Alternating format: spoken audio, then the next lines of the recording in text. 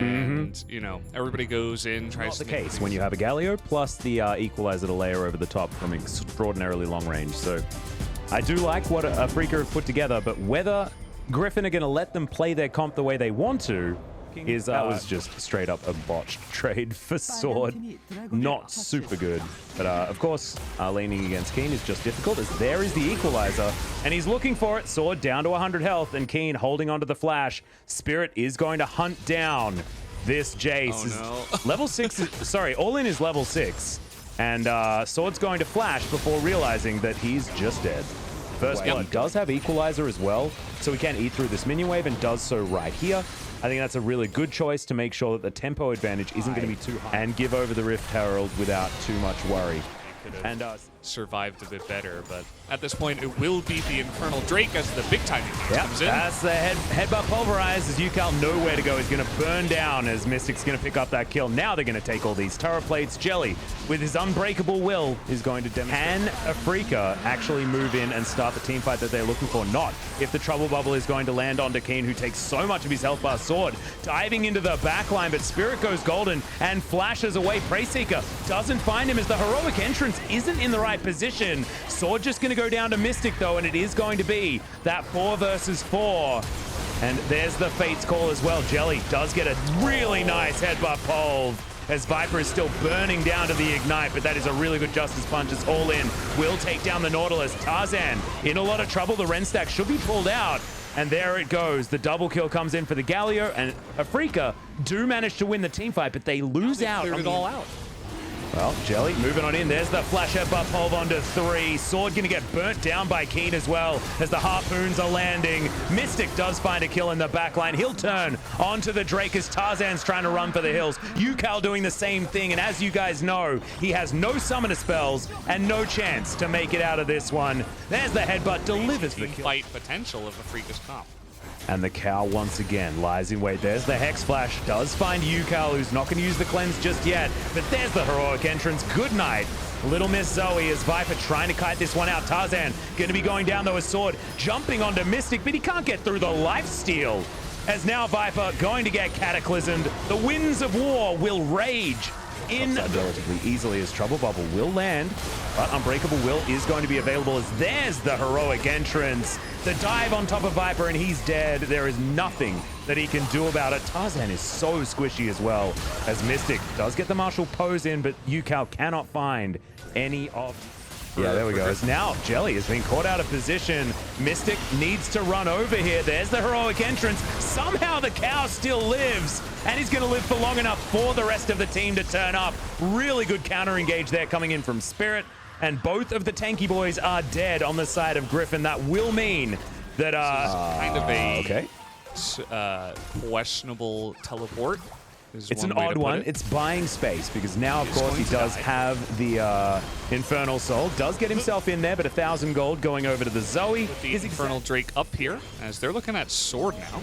Yep, they're going to get the Pulverize. There's the Equalizer. Sword is just straight up dead. That Cataclysm onto Sword. Not going to be able to as there's an Equalizer. Just thrown into the mid lane. Viper might just die as there's the Righteous Glory out from Jelly. They are going to make short work of it as Mystic now diving on in alongside Spirit. There's a heroic entrance as Sword trying to be a frontline, but that is not his job in this composition. Double pulverize once again as the Equalizer's back off cooldown somehow. And now Keen's just going to light them up. I'm not sure whether he still has full kill participation, but that will definitely be a very, very large number by the end of this game as they are heading towards 20 kills. He picks up the last one for himself. They're looking to take down Tarzan, and they do. If they don't have access to that late game guarantee, they can't get anything done. As that is 30k damage done by a Rumble that I believe didn't have a kill until about 30 minutes into the game. Yeah, his lane was relatively, you know, there wasn't really much action there. There was that one play where they killed Sword, but he wasn't really anywhere.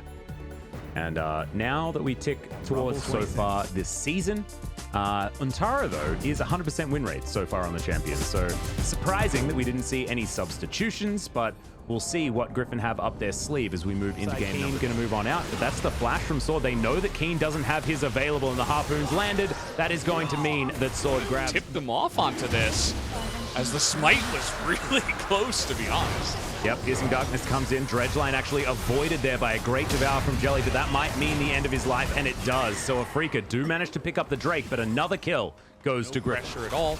He's going to TP now, though, as they're coming in here to try to fight. Oh, the pillar just says no, as there's the equalizer. It has to be walked on here by all of Afrika. Fate's Call comes out the center, already removed from this fight, as that's a great ulti out of the Ornn. The face straight breaker onto 4, though, as Keen is going to bite the dust. All in says, I am done with this team fight, and he is going to get out. But just picking up the 2 Drakes, but they are going to be collapsed upon here.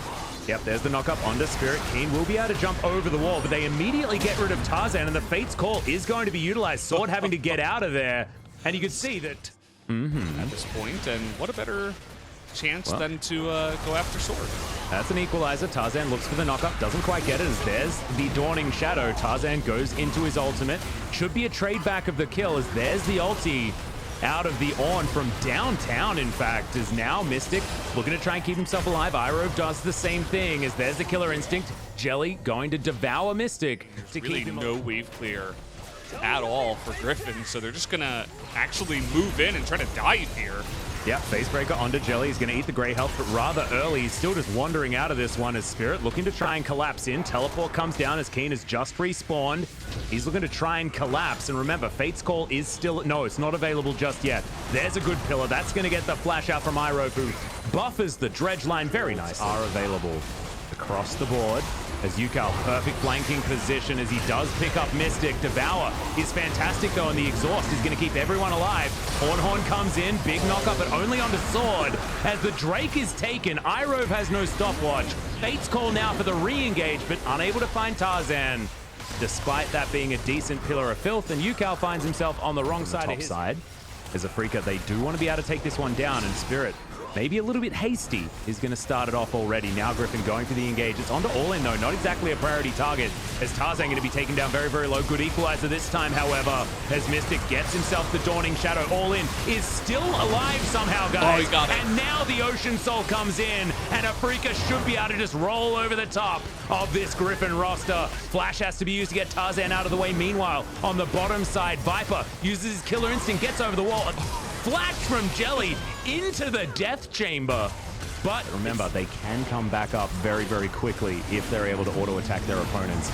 Now the Ornn comes in. We're trying to buy some space as another equalizer is in a good position for Griffin. And Yukal does find his position in the backside. Mystic going to go golden, but the set is going to immediately die. It's a double kill for the Ornn as Tarzan has to go golden. Viper dives into the backline. Can he do the impossible? The answer's no, because he's so sleepy. The exhaust on top of him is going to seal his fate against the Afrika Freaks. And now Keen says, this one's over, boys. I'm teleporting and I'm finishing this game.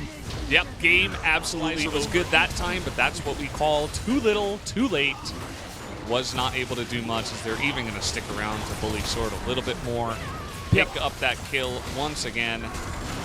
Are they going to stick around for Irove? Yes, they will. Got to pad them stats. Know what I'm saying? Yeah. Not going to be able to get him damage.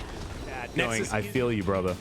That's been my experience over the last few weeks. So Afrika finally get a victory in round 2, and it's exactly at the time where they needed one. As you can see, this was all about Keen doing damage, and look at how much obvious work the Ocean Drake did, because the damage numbers are very skewed away from the winning team.